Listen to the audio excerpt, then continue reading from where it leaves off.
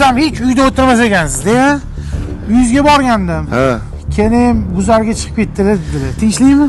Ha, endi ko'rmaysanmi, 2 kundan beri svet yo'q uyda. Shunga endi oylik tushadi. Oylikni kreditlar yechib oladi-da. Bu ham tushishi bilan joyini topib ketadi.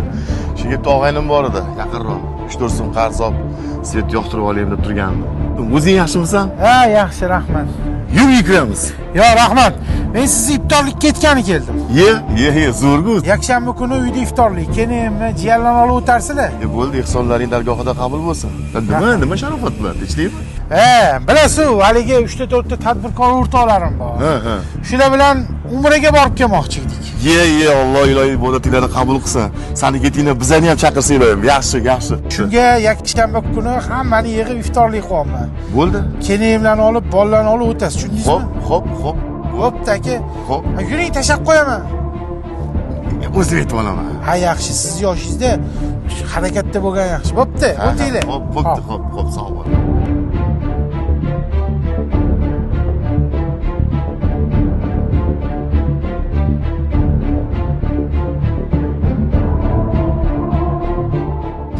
Xullas, hamma aytgan ishlarimni qilib qo'ylaring, tushundingmi? Tushundim. Bo'pti, men ketdim. Men gaping yo'q. Abzal aka to'xtang. Haligi akangiz qarzlari bor edi. 2 milliondan oshib ketdi. O'shani nima qiling?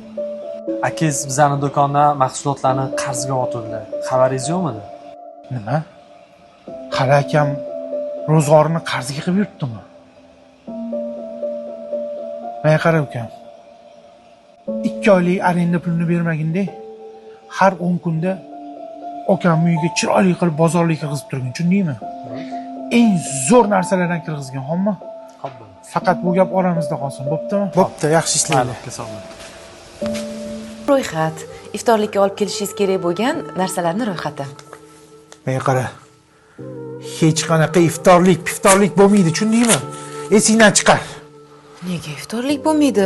Axir qancha narsaga zaklad berib qo'yganmiz. Hammasini отказ qil. Hamma zaklatlardan kechdim, tushundingmi? Hech qanaqa iftorlik bo'lmaydi. Yo, nimaga, sababi bormi? Bugun akamni iftorlikka aytgani bordim.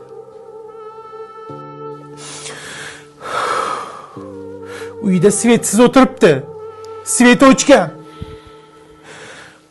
Oyligim tushgan kuni uyga bo'lib ketadi deydi. Akam bu ahvolda o'tirsa-yu, men iftorlik qilamanmi?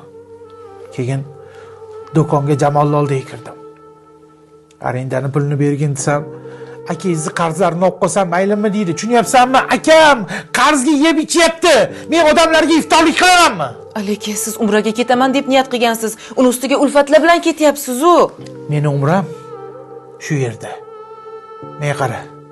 Hech qanaqa iftorlik bo'lmaydi. Men ketdim.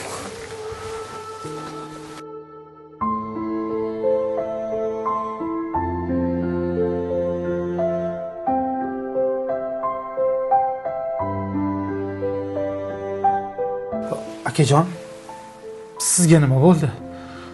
Uyingizga borsam, keyin kecha akangizni tez yordam olib ketdi dedilar akajon. Hozir nima? Sal yuring.